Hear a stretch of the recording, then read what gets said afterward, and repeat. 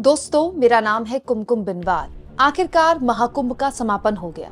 बहुत से लोगों को बहुत सी शिकायतें भी रही महाकुंभ से, बहुत से विवाद भी हुए, भगदड़ जैसी दुखद घटनाएं भी हुई, कई लोगों की जान भी गई, कई लोगों ने अपने अपनों को खो भी दिया, लेकिन कई लोगों की बहुत अच्छी और मीठी यादें भी रही।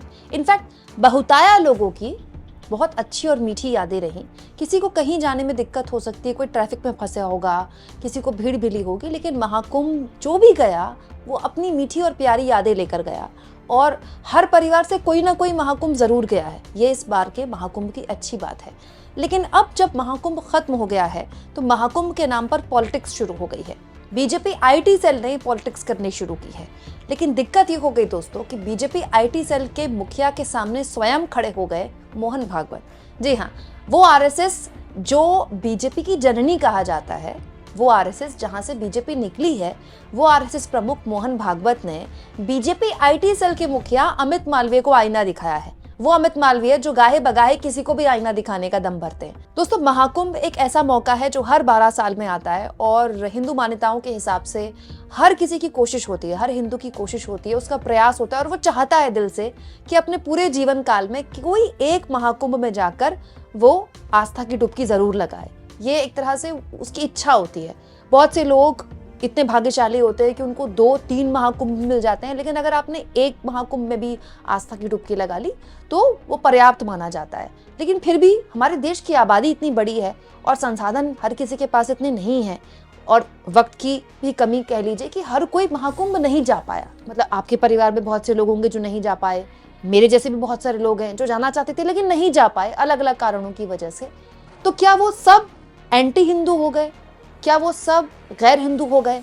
अगर ऐसा है दोस्तों, तो फिर मोहन भागवत क्या है? दोस्तों, हुआ ये कि महाकुंभ जैसे समापन की ओर बढ़ रहा था तो ऐसी खबरें आई थी कि राहुल गांधी और प्रियंका गांधी महाकुंभ जाएंगे, लेकिन अंत में राहुल गांधी प्रियंका गांधी महाकुंभ नहीं गए।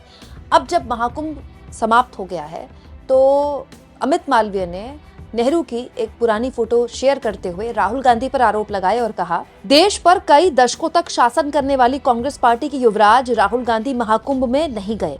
एक ईसाई मां और पारसी पिता के पुत्र का हिंदू समाज के इस प्राचीन पर्व पर आस्था न रखना स्वाभाविक है। राहुल गांधी 500 वर्षों के लंबे संघर्ष के बाद बने रामलला के मंदिर में भी अब तक नहीं गए। ये उनका निजी निर्णय हो सकता है और हमें उसका सम्मान करना चाहिए। लेकिन जब यही राहुल गांधी और उनकी बहन प्रियंका वाड्रा और माता सोनिया गांधी चुनाव से पहले मंदिर जाने का स्वांग रचते हैं तो इसे अब बंद कर दे।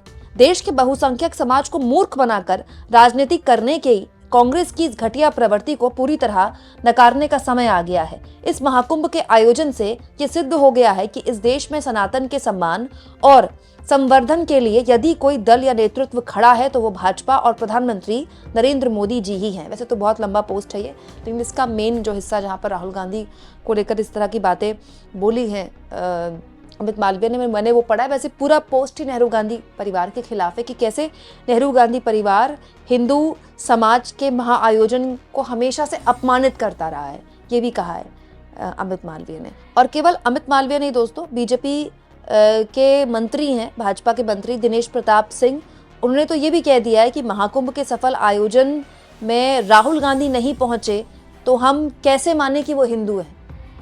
बीजेपी के मंत्री कह रहे हैं, हम कैसे माने कि राहुल गांधी हिंदू हैं, क्योंकि वो तो गए नहीं महाकुंभ।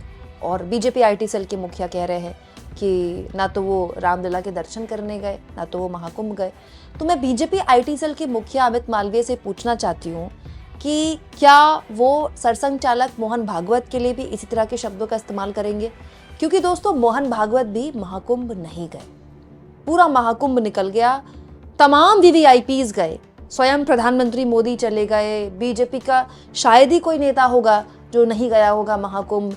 सेलिब्रिटीज में अक्षय कुमार, जूही चावला, मतलब वो तमाम लोग जो 2014 से पहले मनमोहन सरकार की नीतियों की आलोचना किया करते थे, वो सब महाकुंभ में आस्था की डुबकी लगाया है। और वो कुछ गलत नहीं कर रहे थे, वो अपनी आस्था के मतलब हम उनकी आस्था का सम्मान करते हैं। भाई, वो अगर महाकुंभ जा रहे हैं उनको पूरा अधिकार है, कोई भी जा सकता है महाकुंभ। लेकिन सब गए, मोहन भागवत क्यों नहीं गए? क्या इस बारे में आपने सोचा दोस्तों? सरसंघ चालक मोहन भागवत से बड़ा वीवीआईपी तो कोई है नहीं इस देश में। पूरी भाजपा उनके आगे नतमस्तक है। मोहन भागवत जिस दिन जाने वाले हैं उसके एक दिन पहले हेडलाइन बनती, उस दिन भी दिन भर वही चलता कि मोहन भागवत ने आस्था की डुबकी लगाई, और उसके अगले दिन भी वही खबर चलती। मतलब प्रधानमंत्री का महाकुंभ जाना और मोहन भागवत का महाकुंभ जाना लगभग एक ही बराबर है, क्योंकि मोहन भागवत बहुत ताकतवर इंसान है इस वक्त देश के। लेकिन मोहन भागवत महाकुंभ क्यों नहीं गए? क्या इस बारे में आपने कभी सोचा? दोस्तों, मैं इसके पीछे कोई कॉन्स्पिरेसी थ्योरी नहीं मानती, क्योंकि महाकुंभ बहुत से लोग नहीं जा पाए। सबकी अपनी अपनी मजबूरियां रहीं, अपना अपना संयोग रहा।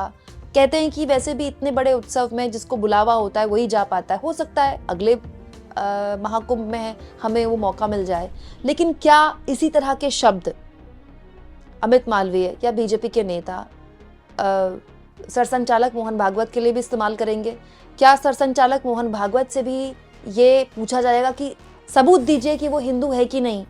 बहुत से ऐसे लोग हैं दोस्तों जो अब तक अयोध्या भी नहीं जा पाए, रामलला के दर्शन नहीं कर पाए। एक तो वहाँ भीड़ बहुत ज़्यादा है जब से मंदिर बना है, और अब तो स्वयं जो राम मंदिर ट्रस्ट है वही बार बार लोगों से महाकुंभ के दौरान अपील कर रहा था कि जितना हो सके यहाँ आने से बचें, क्योंकि भीड़ आउट ऑफ कंट्रोल हो गई। वहाँ जो प्रयाग जा रहा था वो अयोध्या भी जा रहा था, इसीलिए सड़कें भी पटी हुई थी।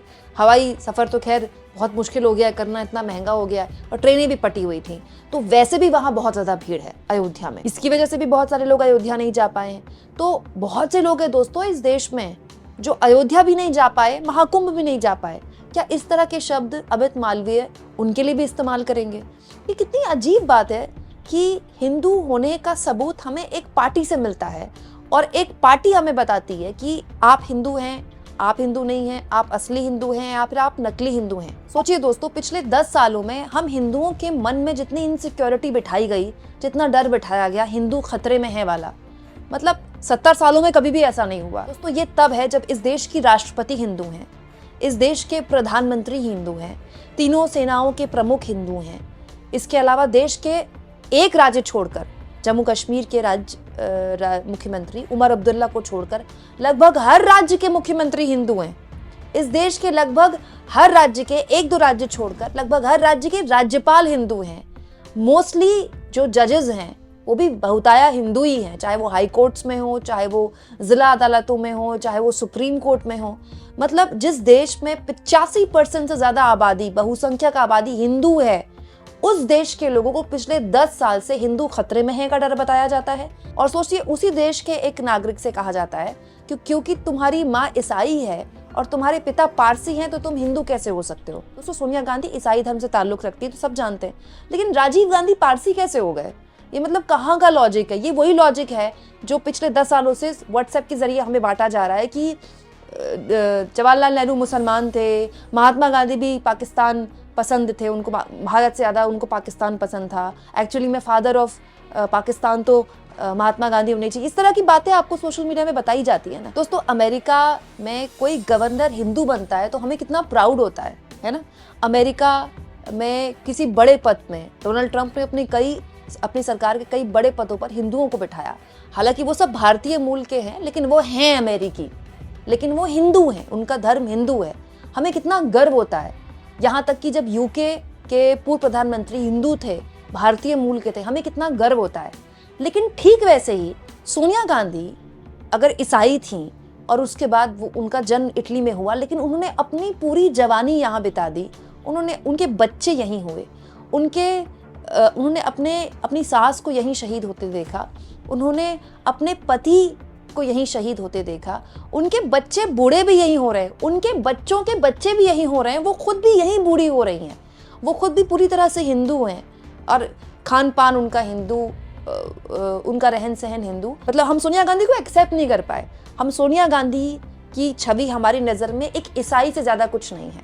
कितना बड़ा दोगलापन है हमारे समाज का, सोचिए आप इस मुद्दे पर क्या सोचते हैं दोस्तों? अगर महाकुंभ में राहुल गांधी या प्रियंका गांधी का ना जाना उन्हें कम हिंदू बनाता है या नकली हिंदू बनाता है, तो मोहन भागवत को क्या बनाता है? और उससे भी इम्पोर्टेंट, इस देश में करोड़ों लोग जो महाकुंभ नहीं जा पाए, जो राम मंदिर में नहीं जा पाए, उनको क्या बनाता है? कमेंट बॉक्स में जरूर लिखें, और जितना हो सके चैनल को शेयर करें, सब्सक्राइब करें, और थैंक्स और ज्वाइन के ऑप्शन से अगर आप चाहें तो कुछ आर्थिक मदद भी चैनल की जरूर करें।